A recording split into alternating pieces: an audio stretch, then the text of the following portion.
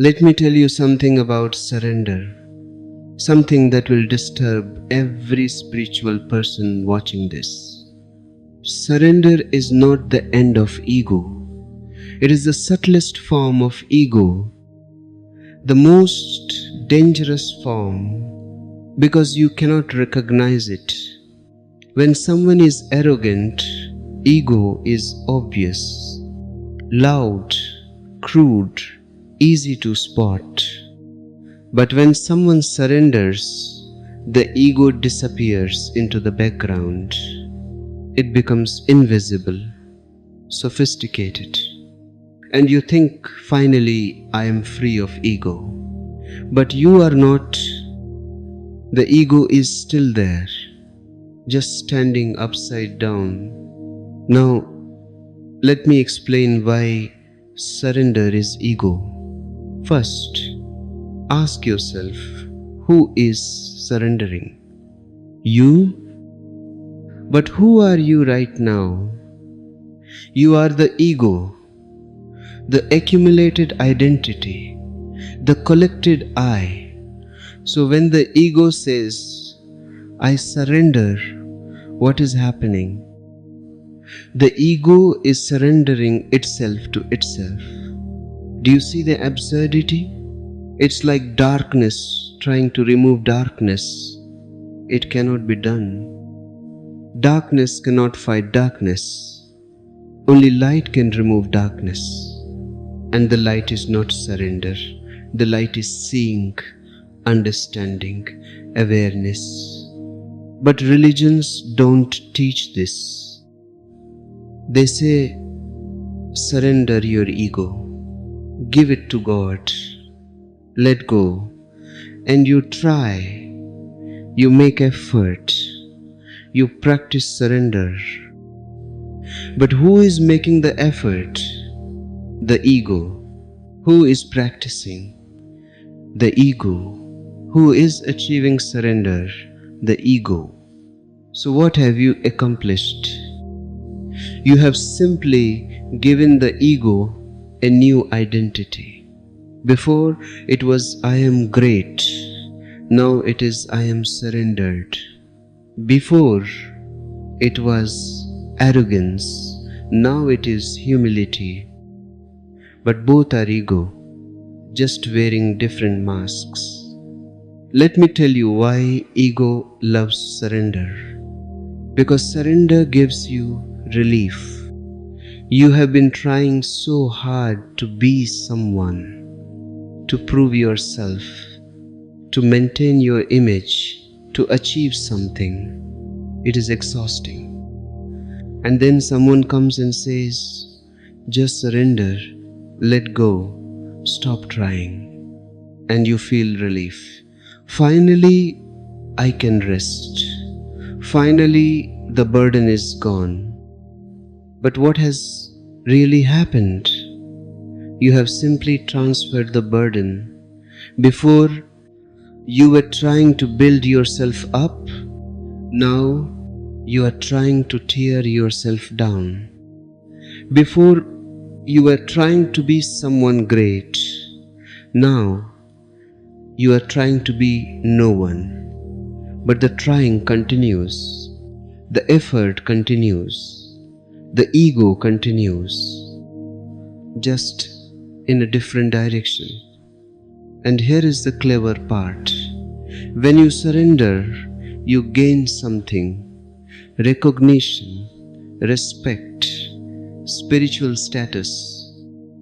People say, look at this person, so surrendered, so egoless, and your ego loves this. It has achieved its ultimate goal, recognition without appearing to seek recognition, power without appearing to desire power, ego without appearing to have ego. This is why I say surrender is the subtlest form of ego. It is ego's greatest trick, pretending to disappear while actually becoming more sophisticated, more hidden, more dangerous. People used to come to me and say, I want to surrender to you. I would ask, what will you surrender? They would say, my ego. And I would laugh. What will I do with your ego? I would ask. You are tortured by one ego, and you want to give me thousands of egos? It is like someone coming and saying, I surrender my cancer to you. This is not a gift. This is not devotion. This is just trying to get rid of something you don't want. And how can you surrender something you have never seen? Have you watched your ego? Have you observed how it moves, how it hides, how it pretends? If you haven't seen it, what are you surrendering? Just an idea, a concept. The reality continues, untouched by your so-called surrender. Now let me tell you what religions promise through surrender. They say, blessed are the meek, for they shall inherit the kingdom of God. But think about this carefully. What is this promise appealing to? To your desire for the kingdom of God, to your desire for blessing, to your desire for ultimate reward. This is ego, pure ego. The ego wants heaven. The ego wants God's kingdom. The ego wants to be blessed. And if surrender is the price, the ego will pay it gladly. Because what is it really surrendering? Nothing. It is just changing strategy. Before, it was seeking heaven through good deeds. Now, it is seeking heaven through surrender. But the seeking continues. The desire continues.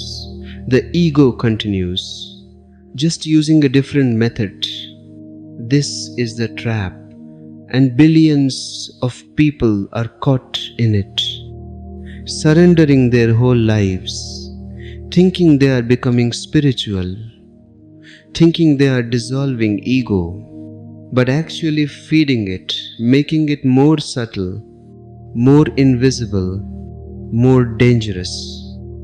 Now let me tell you the difference between ego and self, because this is crucial to understand. Ego is what you have accumulated. Your name, your achievements, your identity, all borrowed from society, all learned, all constructed. This can be surrendered because it was never yours in the first place. But self is different. Self is what you were born with, your original nature, your being. This cannot be surrendered because it is you. How can you surrender yourself? To whom? You can surrender your clothing. You can surrender your possessions. You can surrender your ideas. But you cannot surrender your being. It is impossible. And when religions ask you to surrender, they are asking you to surrender the ego, the accumulated identity. But they don't teach you to distinguish between ego and self. So you end up trying to surrender everything, including yourself. And this creates a split, a conflict, because part of you knows you cannot surrender your being, so you fake it, you pretend, you perform surrender, but deep down you are still there, unchanged, just pretending to be surrendered. This is the game, and it can go on for lifetimes. Now, the word respect is beautiful. It comes from Latin, respect, which means look again. Self-respect does not mean thinking highly of yourself. It means looking again at your original self. Before the ego was built, before society shaped you, before you learned to be someone, to go back, to look again, to find what you were at the very beginning. This is self-respect. And when you find this, you don't surrender it. You recognize it. You honor it. You live from it. Not as achievement, but as recognition. You were always this. You just forgot. Because the ego was making so much noise. Now, let me tell you what really dissolves ego. Not surrender, but seeing. When you truly see the ego, it dissolves. Not because you fought it, not because you surrendered it, but because you saw it was never real in the first place. It was just a collection of ideas, borrowed beliefs, learned behaviors. And when you see this clearly, it simply falls away. Like a costume you take off, like a mask you remove. No effort needed, no surrender required, just seeing, clear, direct, immediate seeing. But this seeing requires something. It requires you to stop trying, to stop achieving, to stop practicing, to stop surrendering. Because all these activities are ego. The ego loves to be busy, even if the business is about dissolving itself. It will practice surrender for years. It will make great effort to let go. It will achieve egolessness. But all of this is still ego, just more sophisticated, more subtle, more hidden. The real dissolution happens when you simply stop all effort, stop all practice, stop all trying, and just be here, now, without any goal, without any achievement, without any surrender, just present, just aware, just here. In this moment, something extraordinary happens. The ego, which lives through doing, through achieving, through becoming, simply disappears. Not because you killed it, not because you surrendered it, but because you stopped feeding it. And without food, it cannot survive. This is the secret. Ego survives on your attention, on your effort, on your trying. When you stop trying to get rid of it, it disappears. When you stop surrendering it, it vanishes. When you simply see it without doing anything about it, it dissolves. This is the paradox. The more you try to surrender ego, the more it grows. The more you try to dissolve it, the stronger it becomes. But when you stop trying altogether, it simply isn't there. Because it was never real. It was just your activity, your effort, your doing. And when the doing stops, so does the ego. So my teaching is not about surrender. It is about stopping. Not stopping ego, but stopping all effort to do anything about ego. Just let it be. Watch it. See it. Understand it. But don't try to change it. Don't try to surrender it. Don't try to dissolve it. because all trying is ego. And when you stop trying, you discover something beautiful. You were never the ego in the first place. You are the awareness that watches the ego. You are the space in which ego appears and disappears. You are the consciousness that is always here, always now, always free.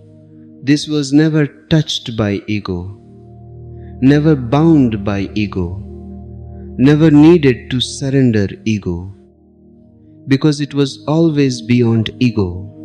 This is your true nature, not something to achieve, not something to surrender to, but something to recognize. Right now, in this moment, you are not the ego trying to surrender. You are the awareness watching the ego try to surrender. And when you see this clearly, the whole game is over. Not because you won, but because you realized there was no game in the first place. Just a dream, just an illusion, just a collection of thoughts pretending to be you. And now you are awake, not because you surrendered, but because you saw. This is the only way, the only real way, through seeing, not through surrender, through awareness, not through effort, through being, not through becoming. What you already are, have always been, will always be, free, whole, complete, right here, right now, this very moment. Nothing to surrender, nothing to achieve, nothing to become. Just this, just here, just now. See this and be free. Now let me address something important. You might be asking, but what about devotion? What about love? Isn't surrender a natural expression of love? And this is a good question. But let me clarify something.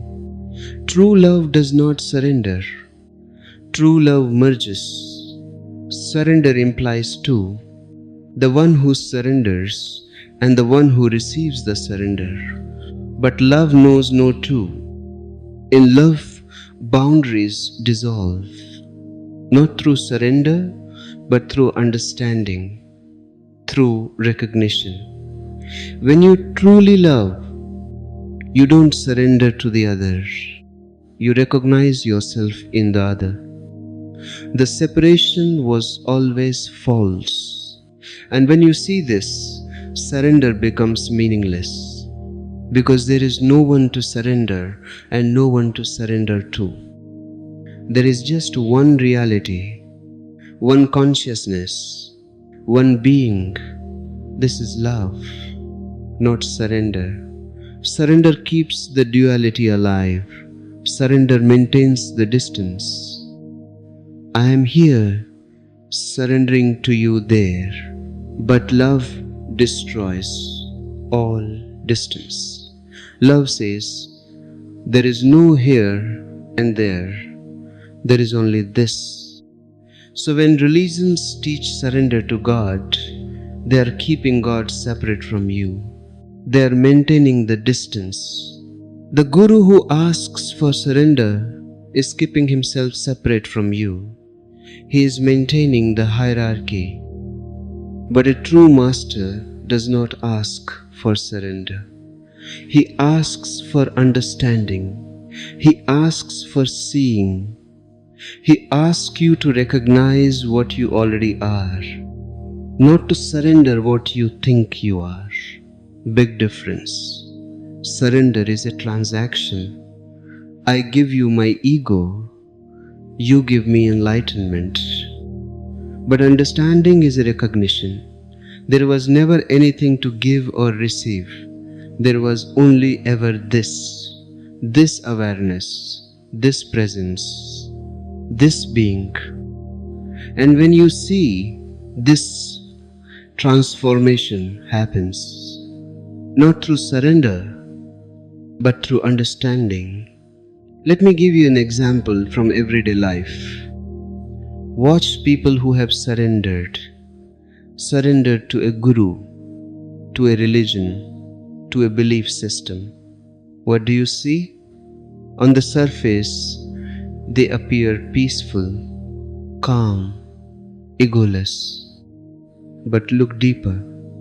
Watch how they talk about their surrender. I have surrendered completely to my master. I have given everything to God. I have no will of my own anymore. Notice the pride in these statements. Notice the subtle superiority. I have achieved total surrender. Have you? This is ego.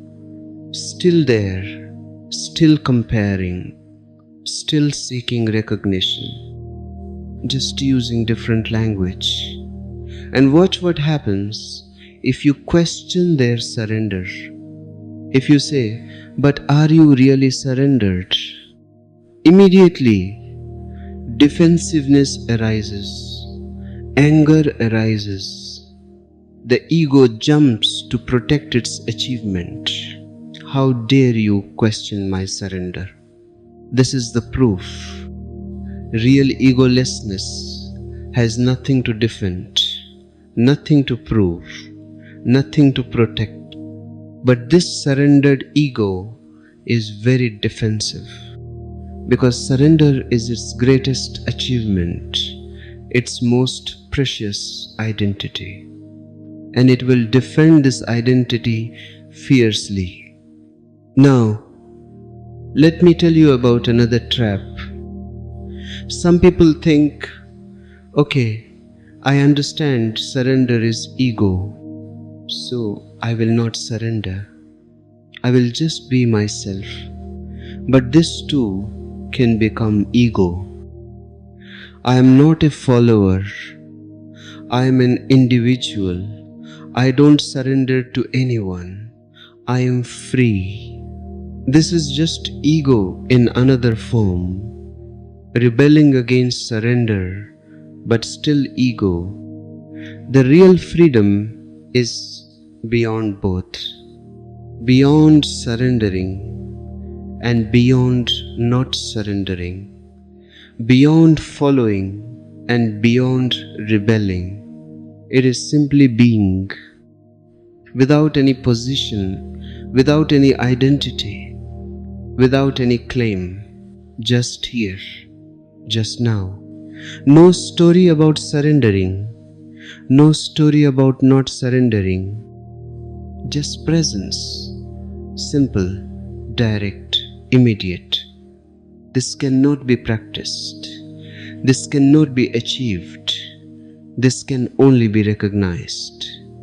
Right now, in this moment, you are already this. You have always been this. Surrender or no surrender makes no difference, because you are beyond both. You are the awareness in which both surrender and non-surrender appear, like clouds passing through the sky. The sky is not touched by the clouds. Whether they are there or not there, the sky remains pure, clear, unchanging. This is your nature, not the one who surrenders, not the one who refuses to surrender, but the awareness that watches both. And when you recognize this, everything changes. Not your circumstances, not your life situation, but your relationship with everything. You are no longer identified with anything, with ego, or surrender, or practices, or achievements. You are simply here, present, aware, free. This is what Buddha called enlightenment. This is what Jesus called the kingdom of God. This is what Zen calls Satori. Different words, same recognition. You are not who you think you are. You are not the ego. You are not the surrenderer. You are the awareness itself, pure, simple, always here. And this awareness needs nothing, no surrender, no practice, no achievement. It is already complete, already whole, already free. Just recognize this. Right now, stop trying to surrender. You cannot force this. And trying not to surrender is just another trick of the mind. Instead, just be here, now, in this moment. See what you are, not what you think you are, not what you have become, not what you are trying to be, but what you actually are, behind all the layers of conditioning, behind all the effort and striving, behind the surrender and the rebellion against it. Just this pure awareness, pure presence, pure being. This is enough. This has always been enough. Surrender was never needed. Effort was never required. You were always free. You just forgot because the ego was making so much noise, talking about surrender, talking about achievement, talking about becoming. But now you can see the ego was just noise, and you are the silence beneath the noise. The silence that was always there. The silence that will always be there, untouched by anything, unaffected by anything, forever free, forever whole, forever complete. This is who you are. Not a theory, not a belief, but a direct recognition. Right now, in this moment, see this, and everything becomes clear. Surrender is ego. Non-surrender is ego. But you are neither. You are the awareness that watches both. And in this awareness, there is no problem, no conflict, no seeking, no surrendering. Just being, just here, just now. Complete, perfect, free. This is my gift to you. Not a practice to follow, not a surrender to make, but a recognition to have. Right now, you are already what you seek. You have always been. Stop seeking, stop surrendering, and just be. This, here, now. Nothing more is needed. Nothing more has ever been needed. See this and rest.